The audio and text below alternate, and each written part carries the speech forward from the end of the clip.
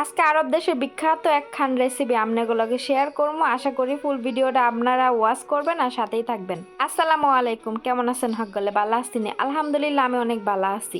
তো আপনাকে মাঝে লইয়া এলাম নতুন আরেকখান ভিডিওটা ভালো লাগলে সবাই লাইক কমেন্ট শেয়ার করবেন আর চ্যানেলটা একটু সাবস্ক্রাইব করে দিবেন।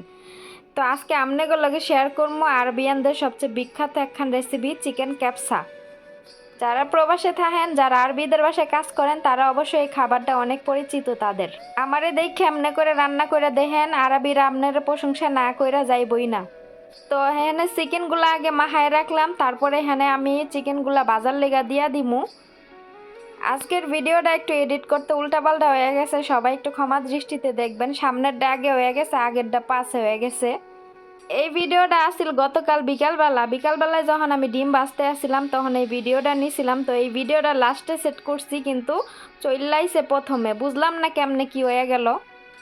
যাওগা, যেটা শেষে দেখতেন সেটা আগে একটু প্রথমে দেখালন, এত প্যারা লইয়া লাভ নাই। ভিডিওটা একটু দেখেন আর সবাই ভালো লাগলে লাইক কমেন্ট করবেন আর আমার চ্যানেলটা একটু প্লিজ সবাই সাবস্ক্রাইব করে দিবেন। গতকাল বিকালে এই ডিমটা আমি আমার লিগে বাঁচতে আসছিলাম, অনেকদিন পরে কাঁচামরিচ পেঁয়াজ দিয়ে আমি ডিম বাঁচতে আসি, আর ওরা শুধু ডিম লবণ দিয়ে আর শুকনা মরিচ দিয়ে খায়। দুঃখিত, আমার ভুল হয়েছে, শুকনা মরিচ না, ওরা কালো মরিচের গুঁড়া দিয়ে ডিম বাইজা খায়। ডিম আর কালো মরিচের গুঁড়া আর লবণ এগুলা দিয়ে ডিম বাইজা খায়। তো হুট কইরা মনে হইলো আমি আজকে পেঁয়াজ আর কাঁচামরিচ দিয়ে ডিম বাইজা খামু। তো যেমনে ভাবলাম এমনি আমি আমার মতো কইরা দুইটা ডিম আমার লিগে বাইজা লইলাম। এরপর দেখতে আসেন হাতের মধ্যে একখান জুসের বোতল। তো এই জুসের মধ্যে, এটার ভিতরে হচ্ছে আমের জুস। ম্যাডামে বাইরে গেছিল, ওইখান থেকে অনেকগুলো আমের জুস কিনা লই আইছে। সবার এক বোতল করে ছিল আর আমারও দিছিল। আমি ঘরে এই নামনেগুলোকে একটু শেয়ার করলাম। এরপর পরের দিন চলে এলাম। পরের দিন এই যে আমি যে প্রথমে দেখলেন না যে মুরগিটা মশলা দিয়ে মাহাইতে আসি, এই মুরগির মশলা সব ধরনের মশলা দিয়ে আপনার এই মুরগিটা ভালো করে মাহাইয়া আদা রসুন দিয়ে রাইখা দিবেন 1 ঘন্টা রাইখা দেওয়ার পরে এখন এই যে ফ্রাই প্যানের মধ্যে সামান্য পরিমাণ তেল দিবেন। তেল দিয়ে মুরগির পিসগুলো এমনি করে দিয়ে দিবেন। বাই দ্য ওয়ে, এই মুরগির পিসগুলা কিন্তু আমি চামড়া ছাড়াই নেই, আমি ভালো করে পরিষ্কার করে লইছি যাতে কোনো পশম না থাকে। এইভাবে জাল কমাইয়া এই পুইট ওপিট করে বাঁচতে হইবে। মুরগির মাংসটা জাল কমাইয়া বাঁচতে হইব, জাল কিন্তু বাড়াই দেওয়া যাইবে না।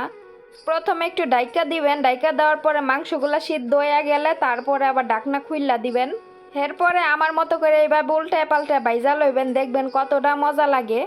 এইখানে আমি একটা ফ্রাই প্যানের মধ্যে পেঁয়াজ বেরেস্তা বানাই লইতে আসছিলাম। আজকে আমি পেঁয়াজ বেরেস্তা বিরিয়ানির মধ্যে দিমু। এই দেখেন কথার মজা আবারও ভুল হয়ে গেছে, আমি আজকে রান্না করতেছি ক্যাপসা কিন্তু কইয়া হালাইছি বিরিয়ানি। যাওগা, সবাই একটু ভুল ভ্রান্তি ক্ষমা দৃষ্টিতে দেখবেন। এখানে আমি পেঁয়াজ বেরেস্তার লগে কিশমিশও বাইজা লইছিলাম, আর কিশমিশ বাইজা তারপরে এই যে ক্যাপসা রাইসের মধ্যে দিয়া মিক্স করে লইছি। মুরগির পিসগুলো আমার সুন্দর মতো ফ্রাই করা হয়ে গেছে। এখন দেখেন কত সুন্দর লাগতাছে। এখন আমি এই যে চাউলের ভাতের উপরে দিয়া দমে বসে রাখবো। বিশ্বাস করেন ভাই, এমনি করে একদিন রান্না করে খাইয়া দেখেন, আপনার ম্যাডাম আর আপনার কফিলরা সবাই আপনারে অনেক প্রশংসা করব। আমার এই খাওয়ানটা খাইয়া আমার ম্যাডাম তো সেদিন আমার অনেক বেশি প্রশংসা করছে আমার রান্নার। খালি ম্যাডাম না, ম্যাডামের পোলাফান সুইদা আমার প্রশংসা করছে। আমার রাতের রান্না খাইতে খাইতে ওদের এখন বাইরের কোনো খাওয়ান ভাল লাগে না। কোথাও দাওয়াত দিলেও ওরা তৃপ্তি সহকারে খাইতে পারে না, কয় খাওয়ান ভাল লাগে না, তোর রান্নায় অনেক বেশি মজা। ওদের মুখে এসব কথা হই না, আমার ভিতরে অনেক বেশি ভালো লাগা কাজ করে। শুধু আমার না, যে কোনো মানুষের যদি প্রশংসা পায় তাহলে কিন্তু অনেক বেশি ভাল লাগে আর ওই কাজের প্রতি আরও বেশি আগ্রহ জাগে। এরপরে দেখেন আমি এই যে কাপড় চোপড় ধুইতে আইছি। এরপরে দেখেন আমি ভিডিওর আজকে আগামাতা কিছুই পাইতে আসি না। আমি কইলাম না আমনে গো, ভিডিও আগেরটা পরেরটা আগে এভাবে এডিটিং করা হইয়া গেছে। যাওগা, এখানে যে মুরগিটা আমি সুন্দর মতো হাতে একটা হ্যান্ড গ্লাভস পইরা ভালো করে মাখাইতে আসছিলাম। এখানে মুরগির এক্সট্রা কোনো মশলা দেওয়া হয় না। আরবিদের ঘরে যে যে মশলা আছে সেই সব ধরনের মশলা দিয়ে আদা রসুন দিয়ে এইভাবে মুরগিটারে মাখাইবেন। রান্না তো শেষ করলাম, এখন দেখেন রান্নার ফাইনাল লুকটা মাশাআল্লাহ কতটা ডেলিশিয়াস লাগতেছে। এখন আবার চলে এলাম বিকালবেলা রান্নাঘরে দেখেন আমি আটা মাখাইতেছি। আজকে আমি সাবাতি পরোটা বানামু। এর লিগে এখানে আমি আটাটারে ভালো করে ময়দা লইতাছি। যেদিন রুটি বানানোর কথা বলে এই দিন আমার যে এত বিরক্ত লাগে, আমার কেন জানি রুটিই বানাইতে মন চায় না। পরের বাসায় কাজ করলে এখন যেটা কইব ওইটাই করার লাগবো, কিছু করার নাই। আটাগুলো আমি রুটির সাইজ মতো গোলা লইয়া লইছিলাম, এরপরে আমি দেখেন গোল গোল করে রাউন্ড করে লইতে আসি। রুটির ডোগুলো আমি মাপ মতো লইয়া লইছি। আমি যে প্রথম যতটুকু রুটির বানামু গোল বানামু অতটুকুই পরিমাণে আমি ময়দা আটা লইয়া লইছি। আটা ময়দা সব একবারে মিক্স করে আলাইতাছি, মানে কি কইতে আসি না কইতে আসি হেইয়া মই নিজেও কইতে পারি না। এই ভিডিওটা আসছিল অনেক দিন আগের থাকার কারণে আমি এই ভিডিওটা এডিটিং করি না। আজকে অনেক দিন পরে এডিটিং করতেছি, এর লেগে ভুল হইতাছে কথার মাঝে। অনেকগুলা ভিডিও জমা থাকার কারণে এর লেগে আর এই ভিডিওটা এডিটিং করা হয় নাই। ভাবলাম আগে ওগুলো আপলোড দিয়া লই, তারপরে এটা এডিটিং করুম। এডিটিং করতে গিয়া কিছু ফাইল আমার গ্যালারি থেকে ডিলিট হইয়া গেছিলো। এই ফাইলগুলো আবার যখন ব্যাক আনছি তখন এই ভিডিওটা মনে করেন যে লাইনে একটু আঁকা বাঁকা হইয়া গেছে। আগেরটা পরে আইছে, পরেরটা আগে আইছে।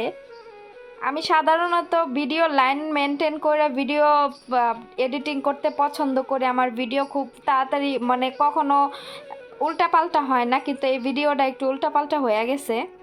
রুটি এই দেখেন বেলতাছিলাম, অনেক বড় বড় রুটি বানাইতেছিলাম, যে একজনে দুইটা কইরা, তো এর লেগে বড় বড় করে বানাইতেছিলাম।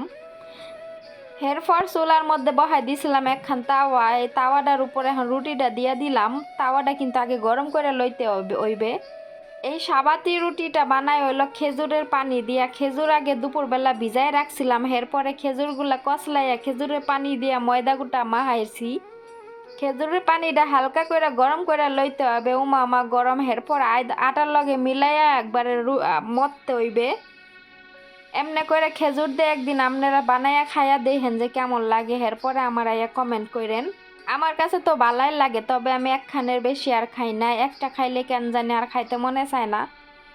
রুটি তো এ দেখেন পরোটা শেপের মতো বানাইছি। আমার মাথায় অনেক বুদ্ধি। আমি রুটিটা আগে কি করি গোল কইরা বানাই, এরপরে পিৎজা কাটার ছুরি আছে না, হেডা দিয়ে আমি 4 কোনা করে কাইটা লই। এতে কইরা কি পরোটা শেপ চইলা হে। তেল দিয়া সামান্য পরিমাণ অলিভ অয়েল দিয়ে এভাবে এপিট ওপিট করে সুন্দর মতো ভাজতে হইবে। রুটির কালার দেখা কেউ আবার ভাববেন না যে রুটি পুইরা হালাইতাছি। আসলে আমার ম্যাডামরা এইভাবে রুটি খাইতেই পছন্দ করে। রুটি ভাজার পরে সাদা কালার রুটি, এই রুটি আমার ম্যাডামরা খাইতে পছন্দ করে না, এরকম কালারই রুটি খাইতে বেশি পছন্দ করে।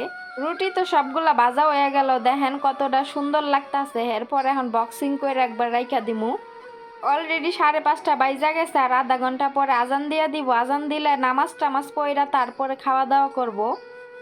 তো বানানো শেষ করলাম, এখন বক্স কইরা রাইখা দিমু। এরপরে আরো অনেক কাম আছে, কামগুলা শেষ করলেই আজকের মতো কাম শেষ। আজকের ভিডিওটা কার কাছে কেমন লাগলো অবশ্যই আপনারা কমেন্ট করবেন, আর ফুল ভিডিওটা কে কে ওয়াচ করছেন কমেন্ট করবেন। আল্লাহ হাফেজ।